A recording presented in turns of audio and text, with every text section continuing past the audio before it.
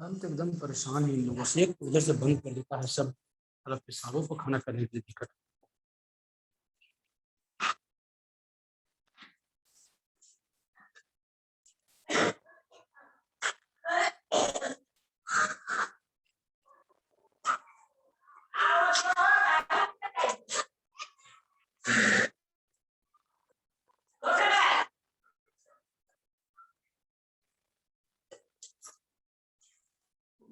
हो गया।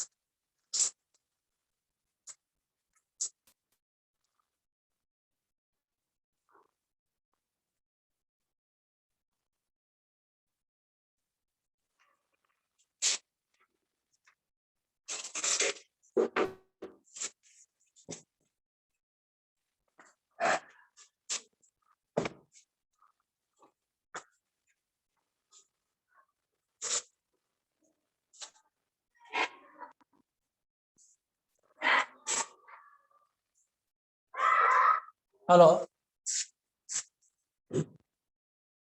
Hello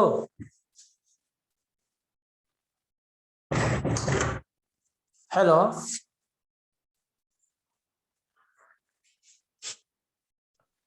Good evening, sir. Good evening to all of you, dear students.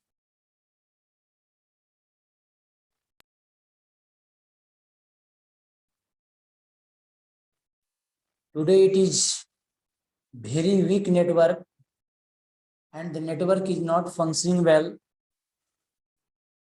Understood or not? That is why it became the delay to join all of you, because the network is not supporting. Getting, dear students? Yes, sir.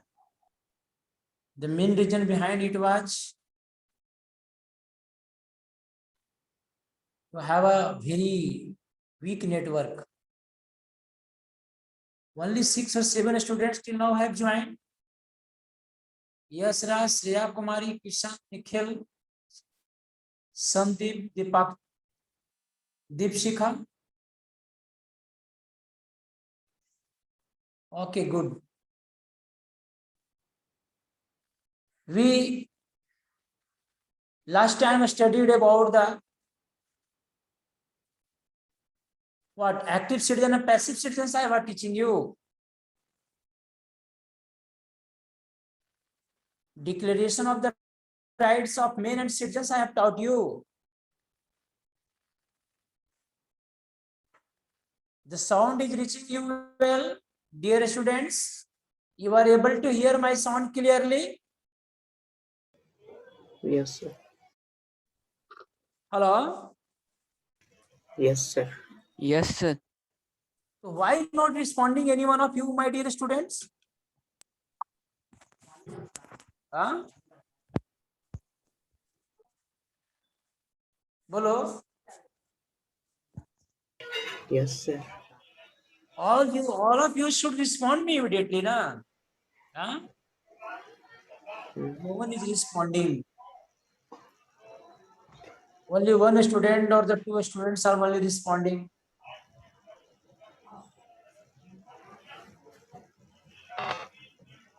What last time you were studying, dear candidates? The outbreak of revolution. The outbreak of revolution was going on, or that has been finished?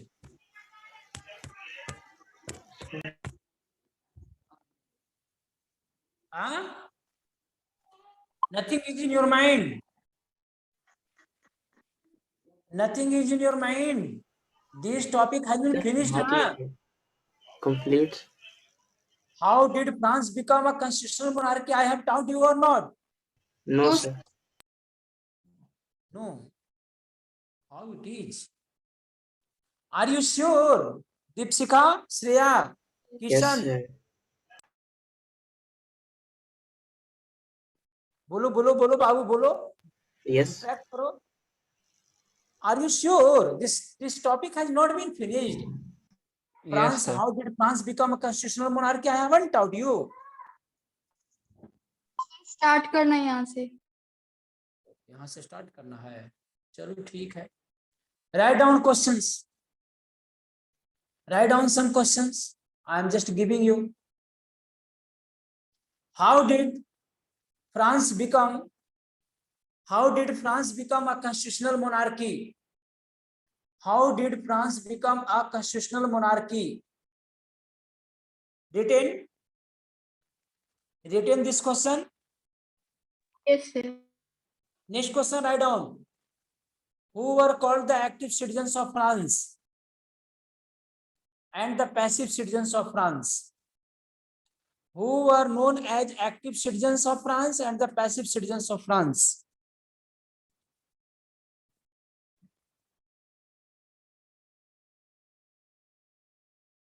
Written, all of you, dear candidates. Yes, sir. Next question, write down.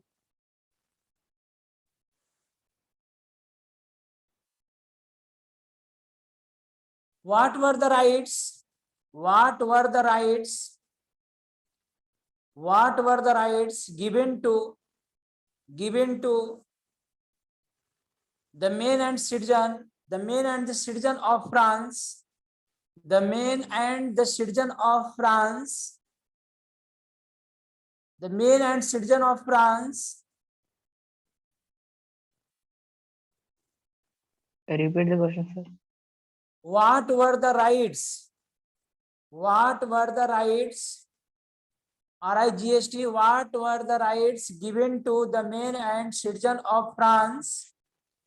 Main and citizen of France by the National Assembly. By the National Assembly under the new constitution.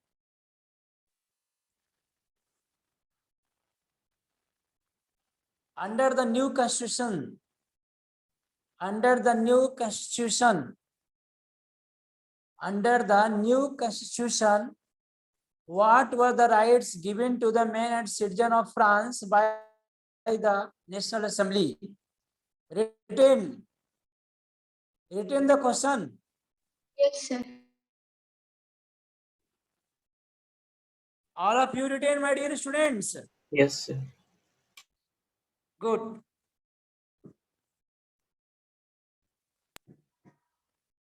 First, how did France become a monarchical form of the government, constitutional monarchy of the government? या France कैसे बना? Game official enter the waiting room. ये क्या है जी? GAME. हाँ, ये कौन सा बच्चा है?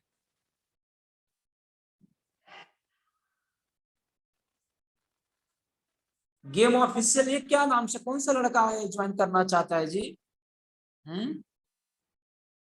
Late him leave. Okay. So how did France become a constitutional monarchy? That we are going to light upon. Getting? All of you got? You have to Yes. write the 3 points. You have to write the 3 points in the support of the question as answers. Answers के तौर पे आपको इसके support में आपको 3 points लिखने हैं. मैं आपको पॉइंट्स इंडिकेट कर देता हूं, बता दे रहा हूं, आप लिख लीजिएगा एवरीवन. पॉइंट नंबर 1 लिखना है. इससे पहले आपको मैं बता देना चाहता हूं कि hold the power and the rights of country, it means France was centralised और consisted in the hands of the individual person or the single person. This was referred to as a monarchical form of the government, where the desires and proposals or the needs or the requirements of the people were always ignored or always killed by Louis XVI. I mean to say, Louis XVI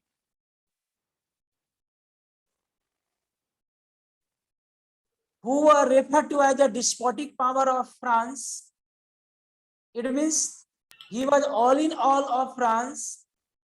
He has been unrestricted power in France.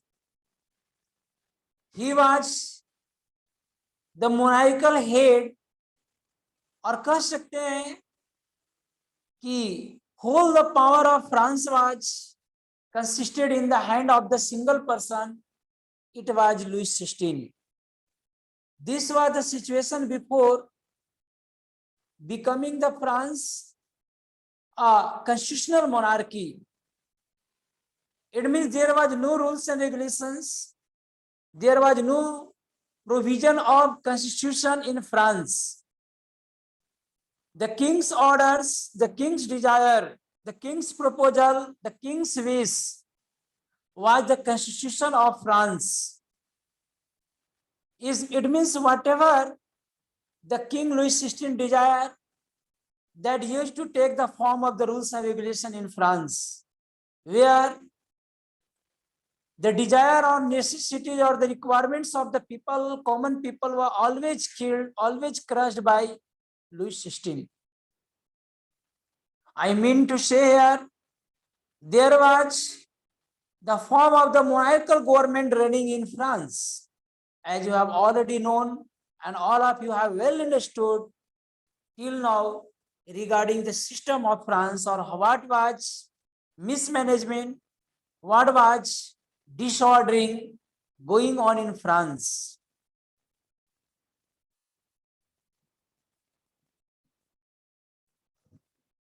As soon as 20th June 1789, National Assembly came into existence. National Assembly came into existence. Understood this? And in 1791, new constitution came into existence. According to these two, it means by the one of the political body of France, which is known as the National Assembly, the State General Assembly, which was last time its meeting was held in 1614. After then, when Louis XVI called the meeting of State General Assembly, which was boycotted by the commoners or the common people of the third state, and later they joined together and formed National Assembly on 20th June 1789, now has compelled to surrender all the powers and the rights of Louis XVI. Understood this? Louis XVI now had to surrender his whole the power and accepted the rule by the Constitution.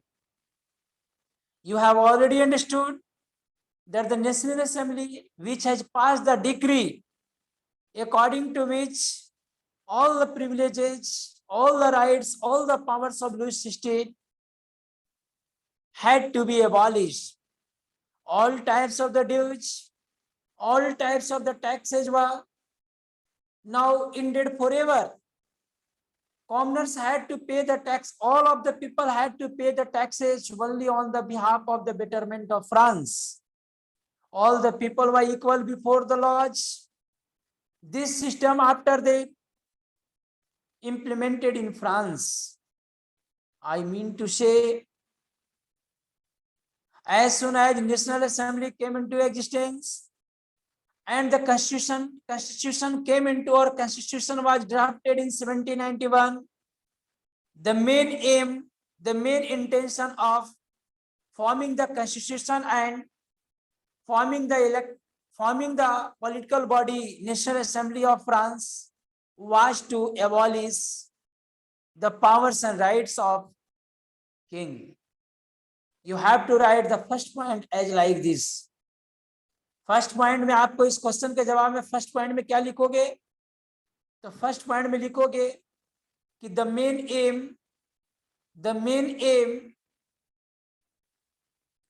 Of the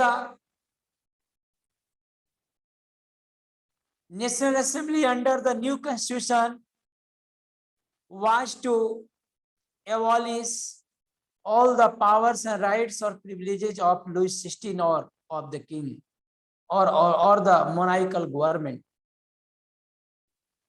You will write like this in the first point. Got my dear students? बोलो. Yes, sir. Repeat. First point लिखना होगा आपको कि the main aim of the new assembly under the new constitution, the main aim of the National Assembly under the new constitution was to limit the powers of the monarch or all the privileges and the rights of monarch. It means Louis XVI. First point लिखोगे. Got dear students? Hello?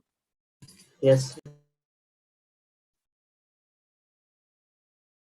Shreya,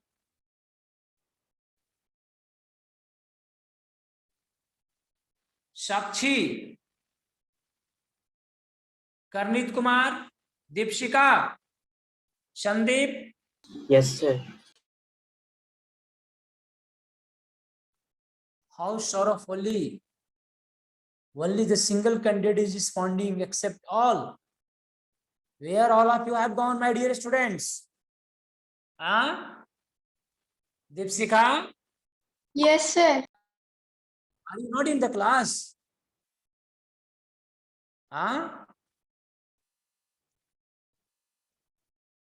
You have been too much tired that you can't respond. Kavit Kumar,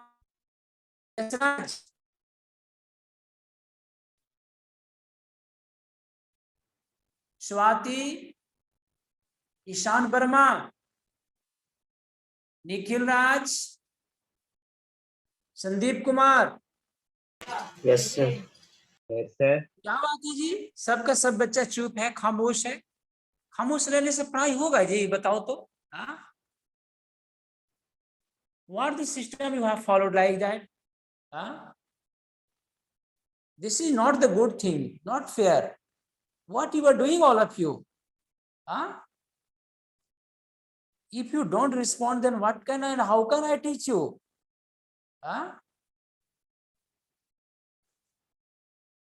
Wholeheartedly, how I will be devoted to you for making you better understand?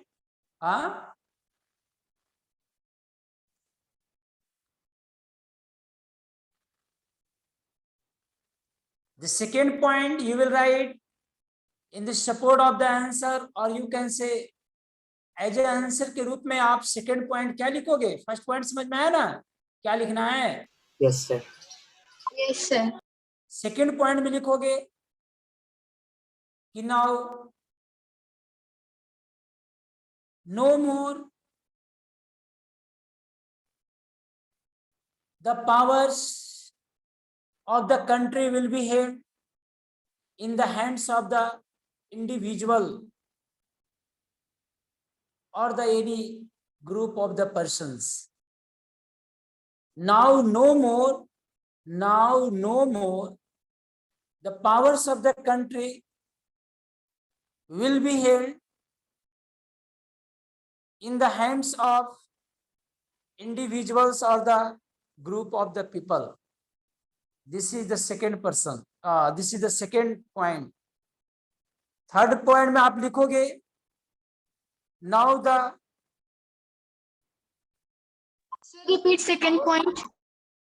Second point में लिखोगे आप लोग कि now no more, now no more the powers of the country will be held, the powers of the country will be held in the hands of individual or a group of the persons of France, of France. Got everyone, dear students? Yes, sir. Third point you will write, powers of the country were divided into, the powers of the country were divided into different organs of the government known as legislative, executive and judiciary. Now the powers of the country, now the powers of the country will be divided or were divided into different organs of the government known as legislative, executive and judiciary. These all made France, these all changed France from the monarchical form of the government to the constitutional monarchy. These all made France, these all made France constitutional monarchy. इस तरह से France को constitutional monarchy में परिवर्तित कर दिया गया। Got everyone? Hello? Yes, sir. Got everyone? Yes, sir. Yes, sir. Yes. Point को और भी बढ़ा सकते हो, लिख सकते हो। नेक्स्ट फोर्थ पॉइंट में लिख सकते हो, king Louis 16 accepted new constitution and devoted to the National Assembly or believed in National Assembly. King Louis XVI accepted the existence of new constitution and National Assembly.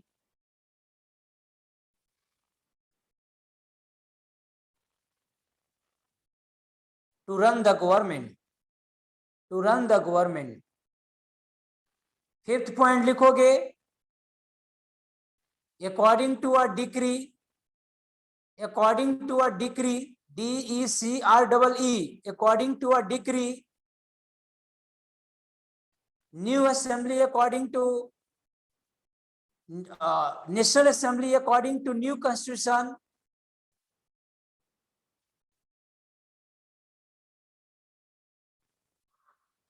लिख लिया, according to a decree passed by according to a decree passed by National Assembly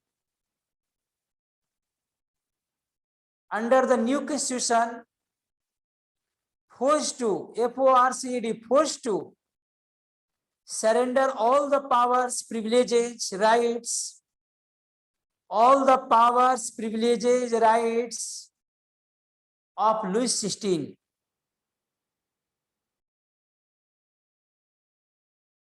and compelled to believe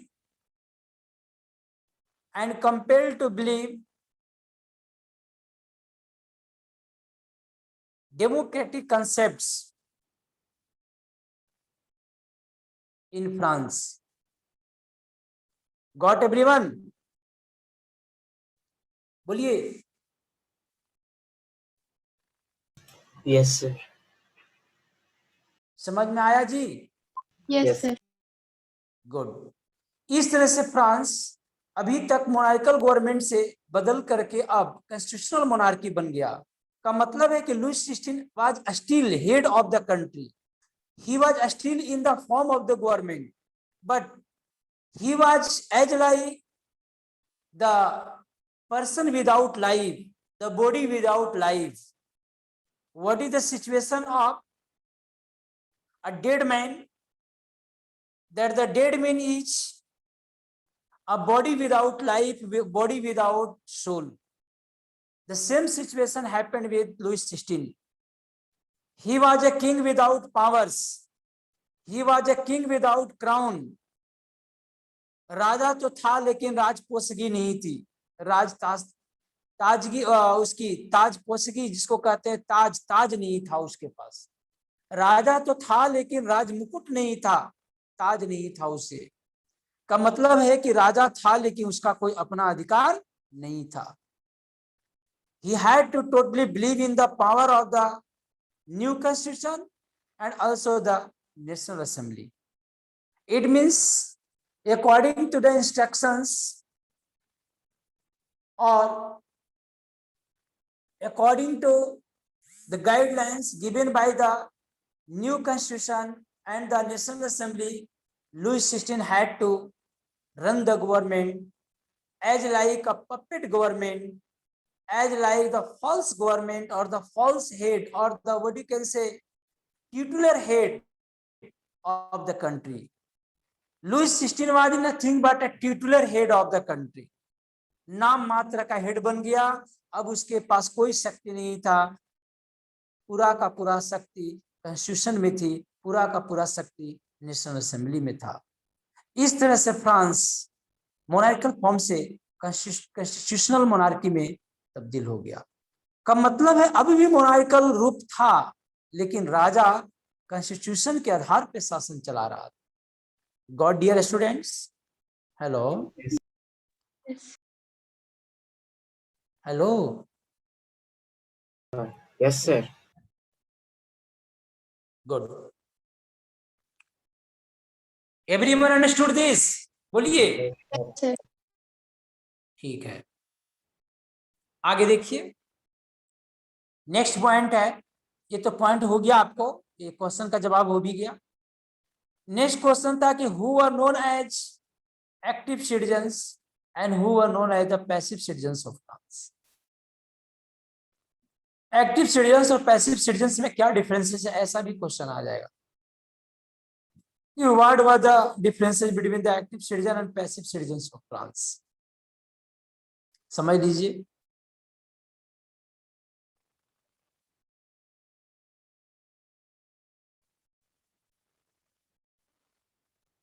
Those men and citizen of France who were in the age of 25 or above, sir लिखना है, लिखवा दें। पहले समझा दो। लेंगे। लिख सकते हो, खुद से लिख लोगे तुम लोग, अगर हम एक्सप्लेनेशन दे देंगे ना तो खुद से लिख सकते हो आप लोग।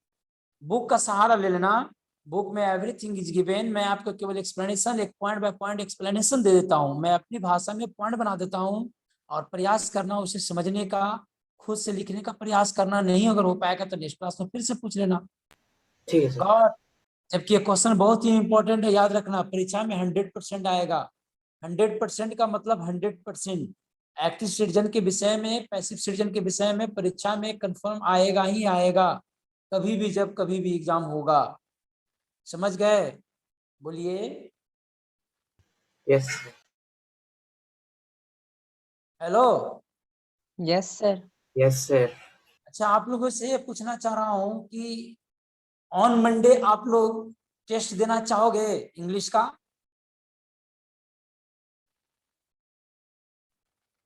सर ग्रामर से या लिटरेचर से? ग्रामर, ओमिशन एरर का टेस्ट दे सकते हो। ओमिशन एरर का कौन सा सर? ओमिशन एरर का टेस्ट दे सकते हैं आप लोग। मतलब एक क्वेश्चन होता है ग्रामर का, ही ओमिशन एरर नहीं जानते हो बाबू? का मतलब है प्रत्येक सेंटेंस में एक गलती रहेगा और उस गलती को फाइंड आउट करके उसके जस्ट का अपोजिट साइड में उससे लिखना रहेगा। और एक ऐसा रहेगा जिसमें एक वर्ड ही गायब रहेगा और उसे अपने सेंटेंस के आधार पे आपको एक वर्ड को भरना रहेगा, आफ्टर और बिफोर, जस्ट आफ्टर और जस्ट बिफोर। इसके बाद क्या होगा, इसके पहले क्या होगा, कोई एक वर्ड मिसिंग रहेगा सेंटेंस में। नहीं पढ़े हो ये सब? अगर टेक्निक नहीं जानते हो तो फिर चेंज कर देंगे नेचर को, टेस्ट का नेचर को। बोलो बोलो। हैं जी? Hello, yes yes sir. सभी लोग बोलोगे तब ना, नहीं बोलोगे तो फिर कैसे होगा? बोलो। ग्रामर के देना चाहते हो कि लिटरेचर का देना चाहते हो? बोलो जल्दी बोलो। सर लिटरेचर में ग्रामर से क्या लीजिए? हाँ ग्रामर से क्या लीजिए? हाँ जी, Yes, sir.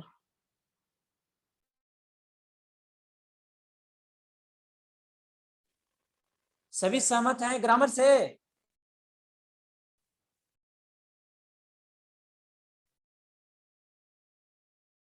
हैं जी?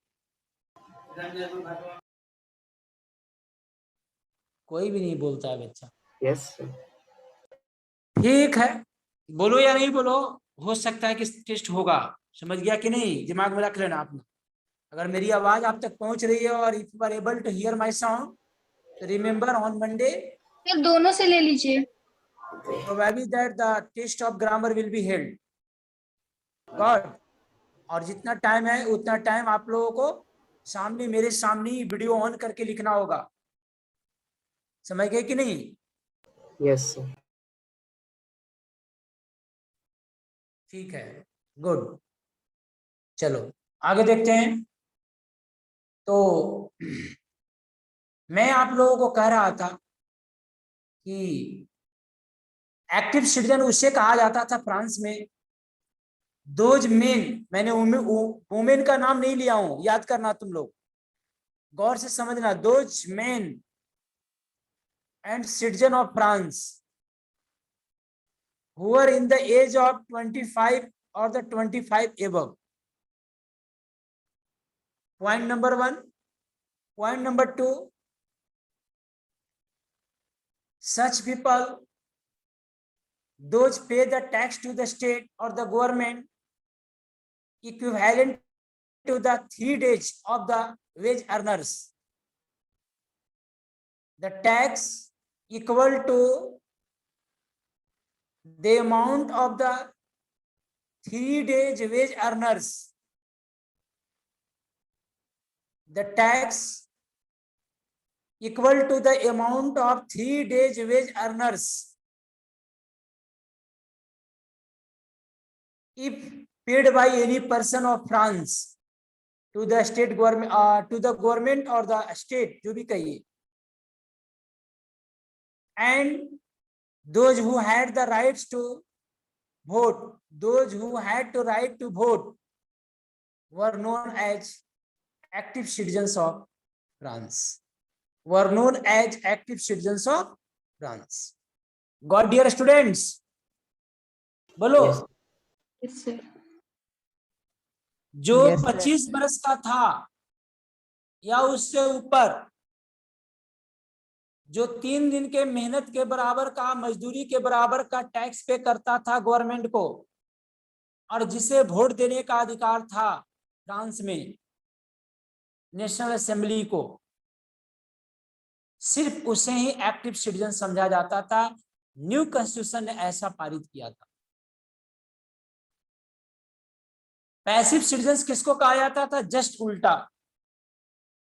जस्ट उल्टा में क्या था जी? Women. Yes, passive citizens comprising women, old people, children, diseased यानी सिक पर्सन्स, क्रीपल्ड, अपाइज लोग, and those who don't pay the taxes equal to 3 days of the wage earners, and those who had no right to vote were known as passive citizens of France. Passive citizens of France यानी महिलाओं को भी passive citizen की ही श्रेणी में रखा गया था। बुढ़े बुजुर्गों को भी, जो मेहनत मजदूरी नहीं कर सकते थे, उन्हें भी पैसिव सिटीजन्स के ही रूप में रखा गया था। बच्चों को भी जो 3 दिनों के बराबर का मेहनत नहीं कर सकते थे, मजदूरी के बराबर का टैक्स पे नहीं कर सकते थे, उन्हें भी पैसिव सिटीजन्स के ही अंतर्गत रखा था। वैसे लोग जो डिजीज थे, जो बीमार ग्रसित थे, परमानेंट बीमार ग्रसित थे, का मतलब है वे किसी काम के नहीं थे, क्रिपल थे, अपाहिज थे, ऐसे लोग भी 3 दिनों के बराबर का टैक्स पे नहीं कर सकते थे, यानी इन्हें वोट देने का अधिकार से वंचित रखा गया था। Got this dear students? Hello, good. Next question था declaration of the rights. Declaration of the rights of citizens and men and citizens of France. लोगों को क्या अधिकार दिए गए थे? लोगों को क्या अधिकार दिए गए थे? फ्रांस की जनता को क्या अधिकार दिए गए थे? न्यू कॉन्स्टिट्यूशन के अनुसार all the people of France were equal before the laws. getting everyone? Yes, sir. Yes, sir. हाँ जी, ग्रामर से ही, केवल ग्रामर से ही पूछेंगे, लिटरेचर से नहीं पूछ रहे हैं, ग्रामर से ही पूछेंगे। सेंटेंस नहीं, ग्रामर से सेंटेंस नहीं, ग्रामर से। अब आप लोग ग्रामर बोल रहे हो तो ग्रामर से ही पूछेंगे, लेकिन उसमें थोड़ा मिक्स टाइप का रहेगा। मिक्स टाइप का रहेगा कि ओमिशन और एरर से पूछूंगा मैं क्वेश्चन। 4-5 क्वेश्चन ओमिशन का रहेगा, 4-5 क्वेश्चन एरर का रहेगा। समझ गए? क्योंकि 1.5 घंटा आपके पास टाइम है, आप बना करके सबमिट कर सकते हो, या फिर और कहोगे तो क्वेश्चन का और कम कर देंगे, 3-3 क्वेश्चन कर देंगे, 3 ओमिशन से और 3 एरर से कर देंगे। जैसा कहोगे वैसा कर देंगे। तुम लोग बोलो क्या कहना चाहते हो? टोटल क्वेश्चन कितना होगा? 6-7 होगा। तो रहने दीजिए। हाँ बोलो। या टोटल 5 क्वेश्चन पूछेंगे, 8-8 नंबर का क्वेश्चन रहेगा सब।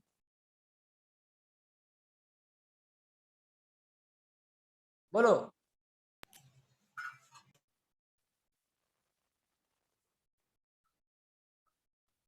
कुछ कहना है? वो सर दिल ठोक करके बोलो, कोई दिक्कत नहीं है, अभी बात करने में अभी टाइम है। जो भी कहोगे वो डिसाइड कर लेंगे, चेंज कर देंगे, करना कहोगे तो चेंज कर देंगे।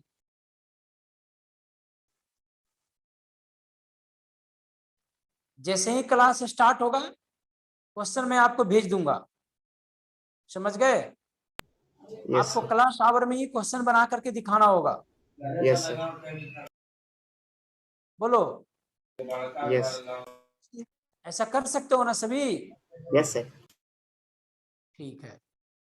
फिर इसके बाद में आप लोग क्या बोलते हो, भेज देना अपना वो स्क्रीनशॉट लेकर के, और इसके बाद भेज देना, फोटो लेकर के भेज देना ग्रुप में, मैं देख लूंगा। लिटरेचर से भी और टेस्ट ले लीजिए क्या सर, 20 मार्क्स का लिटरेचर से भी ले लीजिए। तो 20 मार्क्स का लिटरेचर सर, ठीक है, तो 40 और प्लस 20 हो जाएगा, क्वेश्चन दे दीजिएगा। 60 मार्क्स का। Yes sir. ठीक है, गुड, ओके, नाइस। लिटरेचर से वही जो चैप्टर पढ़ाया है। हाँ, जो चैप्टर पढ़ाए हैं, द फन दे हैड पढ़ाए हैं, लॉस्ट स्प्रिंग पढ़ाए हैं ना जी, lost child, lost spring, Yes, lost sir. Child. दोनों से टेस्ट होगा हाँ, सर, दोनों से ना? दोनों से कोई एक ही लेसन से दे लो, ज्यादा बोझिल हो जाएगा, नहीं कर बच्चा लोग लॉस्ट नहीं। ठीक है।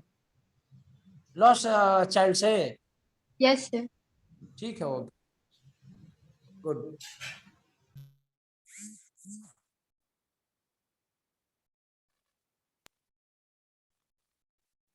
ठीक है, देखिए,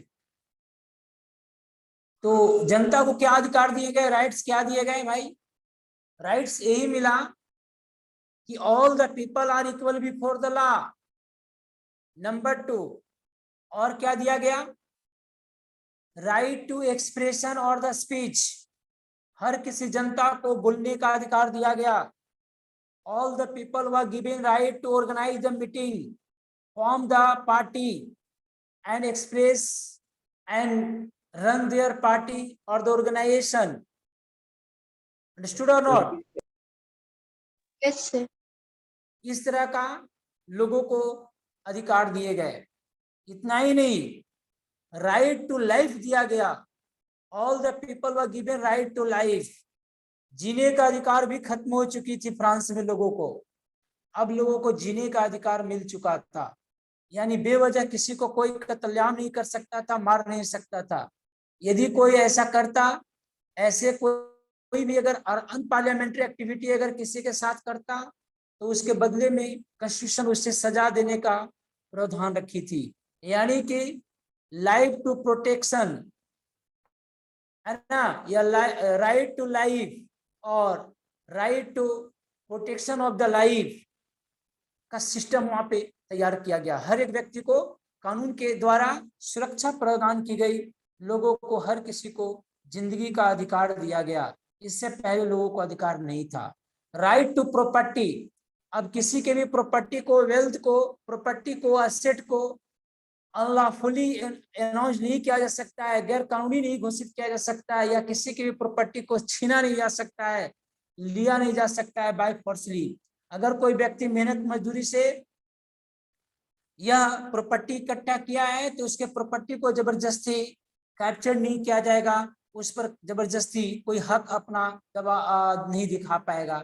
ये सारे क्या बोलते हो अधिकार दिए गए जनता को। Getting everyone? बोलिए। Yes sir. कुछ राइट्स ऐसे थे, सम राइट्स व नेचुरल राइट्स, कुछ ऐसे राइट्स थे जिसे नेचुरल राइट्स के अंतर्गत रखा गया। Right to life, right to expression, right to opinion, right to freedom, right क्या कर सकते हो, all before the law, all are equal before the laws. These all were the natural rights given to each and every person of France according to their birth और by birth। जिंदगी के आधार पे बचपन से ही हर किसी को बचपन से ही अधिकार दे दिए गए। का मतलब है कि these rights could not taken away by the form of the government, और किसी के द्वारा ये सभी अधिकार नहीं लिए जाएंगे। कुछ अन्य अधिकार इनएलिनेबल राइट्स थे, जो क्या बोलते हो वैसे हालात में लागू हो रहे थे जिसमें जनता की बेटरमेंट के लिए ये अधिकार जनता को दिया गया था, मुख्य तौर पे ताकि किसी भी जनता को, कॉमन पर्सन को गवर्नमेंट के द्वारा एक्सप्लॉइटेशन नहीं हो, किसी भी तरह का एक्सप्लॉइटेशन नहीं हो। राइट टू प्रोफेशन, कोई भी आप धंधा या काम धंधा या कोई भी रोजगार आप चुन सकते हो, इसके लिए किसी भी तरह का कोई जबरदस्ती नहीं था। रिलीजन का अधिकार दिया गया था, लोगों को अपने व्यवसाय को एक्सरसाइज करने का अधिकार दिया गया था। किसी को भी जबरदस्ती बिना किसी कारणवश प्रिजन यानी कि जेल में डिटेन करने का, रोके रखने का, अरेस्ट करने का, एक्यूज करने का, दोषी साबित करने का, ये सब अधिकार नहीं दिए गए थे। ये सब अधिकार से वंचित रखा गया था। का मतलब है कि no special power was given to anyone to arrest the any person, accuse any person, और you can say detain any person behind the jail. Jail में किसी को भी जबरदस्ती आप किसी भी समय अरेस्ट करके और बंद नहीं कर सकते हो। ये पुलिस प्रशासन को, एडमिनिस्ट्रेशन को ऐसा अधिकार नहीं था। Got everyone? बोलो। Yes sir.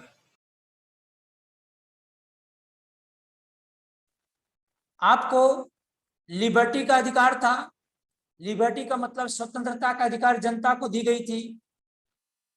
That has to be exercised by each and every person without harming or such type of the steps or the action which were injurious to the country, जो country के लिए खतरनाक था, ऐसे अधिकारों को कोई भी क्या नहीं कर सकता था, ऐसे लिबर्टी का इस्तेमाल कोई भी नहीं कर सकता था। लिबर्टी सबको था, राइट टू लिबर्टी सबको था, लेकिन ऐसी लिबर्टी किसी को नहीं था that was injurious to the country और the injurious to the people of the country. देश की जनता के लिए अहित हो ऐसा स्वतंत्रता नहीं दी गई थी।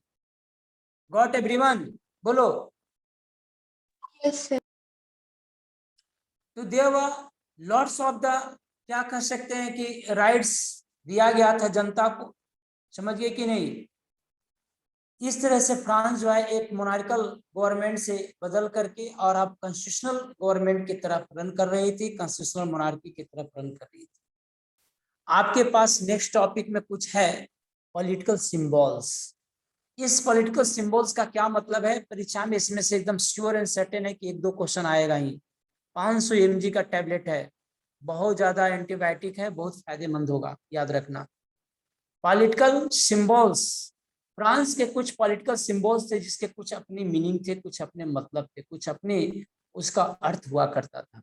जैसे what does the word broken chain refer to, या what does the word broken chain stand for. Broken chain का मतलब क्या था? चैन समझते हो ना, जंजीर। यदि जंजीर टूट गया है तो इसका मतलब क्या है, बोलो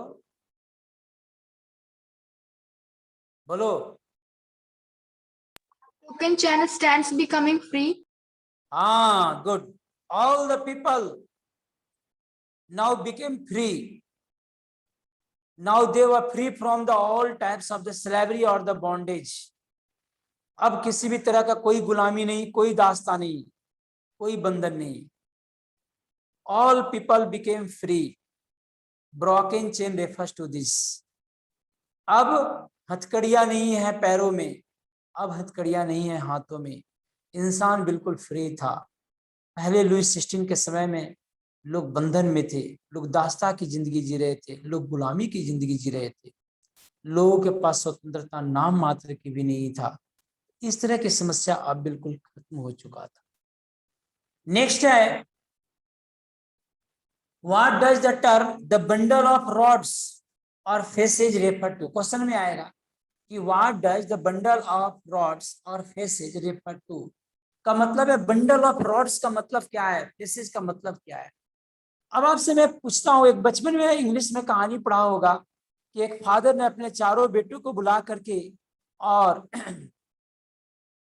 पहले उसे एक एक स्टिक देता है और बोलता है इसे तोड़ो। बहुत इजीली वे में चारों बच्चे उसके तोड़ करके अपने फादर के पास ला देते हैं। पुनः उसके फादर ने स्टिक के कुछ बंडल को, स्टिक के द्वारा बनाए गए एक बंडल को हर एक बेटे को सौंपा गया, बोला कि इसे तोड़ करके लाओ। अब स्टिक्स 10-20 स्टिक का एक बंडल बना दिया गया और एक साथ तोड़ने को कहा गया। क्या तोड़ना संभव था, बोलो। है जी। No, sir. तो यह किस बात को रेफर करता है? हाँ एकता में बल। हाँ, एकता में बल है। Strength lies in unity, strength lies in unity. एकता में ही बल है। लोग एक होकर के रहोगे, आपस में मेल मिलाप करके रहोगे, कमजोर भी रहोगे तो भी तुम ताकतवर रहोगे, और काफी ताकतवर भी हो। और यदि आप अलग अलग हो गए हो तो आपकी ताकत कमजोर हो जाएगी, यानी कोई भी शत्रु आप पर आसानी से हावी हो सकता है। ये इसका मतलब था। चलिए ठीक है, बहुत अच्छी बात है। नेक्स्ट क्वेश्चन है कि व्हाट डज द टर्म या व्हाट डज द, जो भी कहें term, the eye within a triangle radiating light refer to. The eye within a triangle radiating light refer to. Question में आएगा कि what does the term the eye within triangle radiating light refer to. क्या जवाब देंगे हम लोग, बोलिए।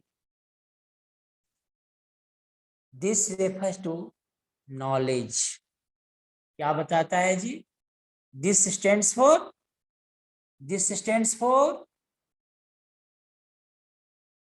Stands for knowledge. knowledge. Knowledge ज्ञान के लिए स्टैंड करता है। आंखें होना, ट्रायंगल के अंदर में आंखें होना, आंखें खुल जाना, या रेडिएटिंग लाइट का मतलब है प्रकाश का आना। यह इस बात को पता चलता है कि इंसान के अंदर ज्ञान का विकास हो गया है।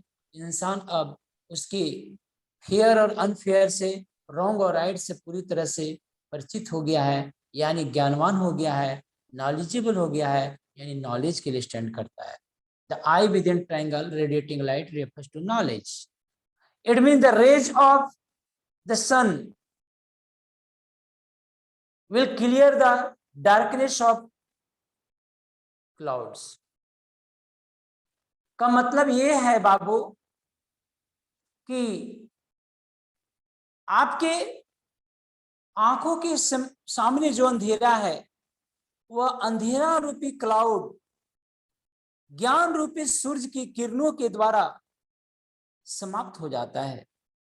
ज्ञान रूपी सूर्य की किरणों के द्वारा the rays of knowledge, the rays of the sun as knowledge will clear the darkness of clouds. अंधकार रूपी बादल को खत्म कर देता है।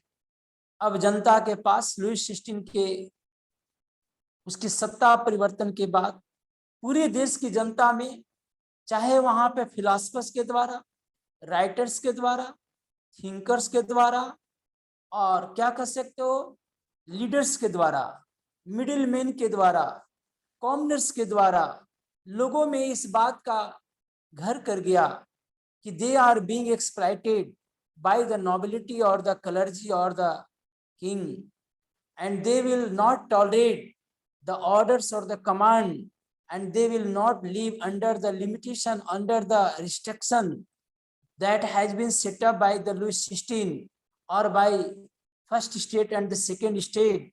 Now they violated, now they boycotted, now they ignored, now they rejected, now they ejected all the rules and regulations or all the desires by falsely set up by the first and the second state or by the king. It means that all the common people now became familiar or became aware of what is wrong or what is right. अब वे लोग गलत और सही की पहचान उनके पास आ गया था। अब वे लोग समझ सकते थे, वे लोग नॉलेजेबल हो चुके थे। गॉड डियर स्टूडेंट्स, बोलो। Yes, sir. Yes, sir. तो इसीलिए the eye with in red triangle radiating light का मतलब यही है, यही वो कहना चाहता है कि अब हर एक जनता का आंख खुल गया था, लोगों की जानकारी हो चुकी थी, अवेयरनेस आ चुका था, कॉन्शियसनेस आ चुकी थी, जिज्ञासा जाग चुकी थी, जागृति उनके पास आ चुकी थी। इस तरह से लोग अब बिल्कुल नॉलेजेबल हो गए थे, फ्रांस के लोग। नेक्स्ट है आपको, what does the word sceptre refer to? ठीक है, SCEPTRE, sceptre, getting? SCEPTRE, sceptre refers to, this refer to the royal power. एक प्रकार का ये रूल था, नहीं, एक प्रकार का रूल का मतलब है वैसा नहीं आयरन मेड रोल है ना। सुबह सुबह वॉकिंग करने के लोग अपने हाथों में डंडा लेकर के चलते हैं ना, अलग अलग तरह के, तो वह रॉयलिटी को रेफर करता है। कौन कितना रॉयल है, कौन कितना एरिस्टोक्रेट है, कौन कितना वजन वाला व्यक्ति है, वैल्यूएबल पर्सन है। Sceptre refers to the royal power of, ठीक है, या कह सकते हैं कि direct it was the symbol of the royal power. राजा की शक्ति का प्रचारक था, देश की शक्ति का प्रचारक था। समझे? बोलिए। नहीं जी। Yes, sir. नेक्स्ट है कि what does the term snakes biting its tail to form a ring? A snake biting its tail to form a ring. Ring देखा होगा आप, रिंग अपने देखा होगा आपने जरूर। उस रिंग की क्या खासियत है? क्या उसका कहीं पर बिगिनिंग और कहीं पर एंड दिखता है? बोलो। हैं जी dear candidates, hello. No, sir.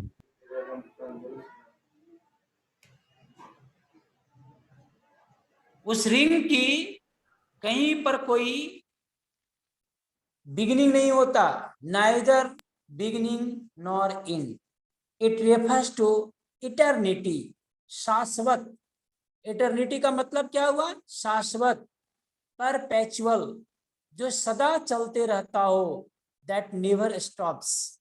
का मतलब है कि जब जब किसी देश में भी मिसमैनेजिंग आता है, करप्शन आता है, डिसऑर्डरिंग आता है, मिस अरेंजमेंट आती है, व्यवस्थाएं कुप्रथाएं समाज में घर कर जाती है, तब तब यह परिवर्तन की लड़ाई जनता के द्वारा हमेशा चलते रहता है। कोई भी रूलर आए, उसके द्वारा नए विचार, नए नियम, नए कानून लागू तो किए जाते हैं, यदि जनता के फेवर में नहीं है तो उसकी परिवर्तन की लड़ाई सदैव चलते रहती है। यह इसी बात को रेफर करता है। The fight against the change, the fight for the change, again नहीं, the fight for the change goes on happening, keeps on going, हमेशा चलते रहता है। परिवर्तन की लड़ाई हमेशा चलते रहता है।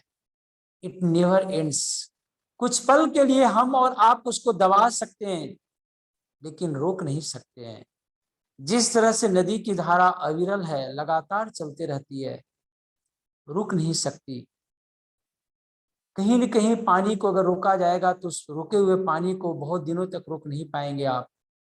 किसी न किसी रूप में उसको फ्लो करना ही होगा, मूवमेंट कराना ही होगा, अदरवाइज आशा रूपी डैम और एम्बार्कमेंट क्या है, टूट जाएगा और बहुत से ग्रेट लॉस लाएगा।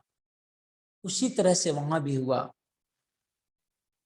फ्रांस में जनता की जो गंभीरता थी, जो पेशेंस था, टूट चुका था। उसकी पेशेंस रूपी जो जल था डैम का, वो टूट चुका था और राजा के अराजकता रूपी कुप्रथाएं और क्या बोल सकते हो, भ्रष्टाचार और करप्शन और मिसमैनेजिंग जो था, वह नदी के दोनों किनारों रूपी अनावश्यक चीजों को बहा कर लेकर चला गया और इस तरह से एक नई समाज में एक नई सत्ता का एक नया क्या कह सकते हैं, रूल और रेगुलेशन का जन्म हुआ और वह था republican form of the government that came after the revolution of 1780। Next था कि what does, hello hello, Yes, sir. Next question है कि what does the red Phrygian cap refer to, red Phrygian cap refer to, what does the term red Phrygian cap refer to? When such a red cap is owned by a slave, now this refers to become free. Red Frisian cap, wearing of the red Frisian cap was the indicator of becoming free by a slave. जब कोई गुलाम इस टोपी को पहनकर निकलता तो इस बात को बताया जाता था, इस बात का प्रचार था कि अब ये गुलाम क्या हो गया है, स्वतंत्र हो गया है। गॉड डियर स्टूडेंट्स, बोलो। Yes, sir. Yes, sir. Blue white red, blue white red का मतलब क्या था? This was the national colour of France. Blue white red जैसे आपके यहाँ है ना, सैफ्रॉन, व्हाइट और ग्रीन, उसी तरह से उनके यहाँ भी नेशनल कलर के रूप में ब्लू व्हाइट रेड को रखा गया था। गॉट डियर स्टूडेंट्स, बोलो। Yes, sir. The winged women, the winged women का मतलब है कि अब समाज में कानून का, देश में कानून का शासन आ चुका है। ऐसी महिला जिसके पंख लग चुके हैं, का मतलब है देश रूपी जनता के पंख लग चुके हैं, कानून का पंख लग चुका है। अब वो किसी की कैद में रहने वाली नहीं है, अब ये उड़ ही जाएगी। फर्स्ट और सेकेंड स्टेट और राजा रूपी जेल से यह महिला रूपी लगे हुए पंख से पक्षी अब उस कैदवास से बाहर आ जाएगा, जेल से बाहर आ जाएगी। यानी पर्सोनिफिकेशन ऑफ द लॉ का मतलब है कि देश में अब कानून का शासन होगा। अपने आप में हर व्यक्ति एक कानून है, ऐसा लागू होगा। गॉट दिस, बोलिए। Yes, sir. Yes, sir. The law tablet, question में आएगा कि what does the term law tablet refers to. तो द लॉ टैबलेट का मतलब, जैसा कि नियम नाम ही सुन रहे हो, लॉ टैबलेट, एक ऐसा बुक जिसमें लॉ का वर्णन हो और सभी जनता लॉ के सामने बिल्कुल बराबर हो। All the people of France are equal before law. Law tablet refers to ऐसा टैबलेट जिसे खा करके हर कोई एक जैसा हो जाता है, का मतलब है कि all the people are equal before the law. The law tablet refers to this. Now got everyone dear students, बोलो। Yes, sir. तो इस तरह से आज भी इतना ही रहने दो। नेक्स्ट क्लास में आपको France abolishes monarchy and becomes a republic, हम लोग इस पर चर्चा करेंगे। गॉड, बोलिए। Please. ठीक है, नहीं जी? Yes, sir. Thank you for the cooperation.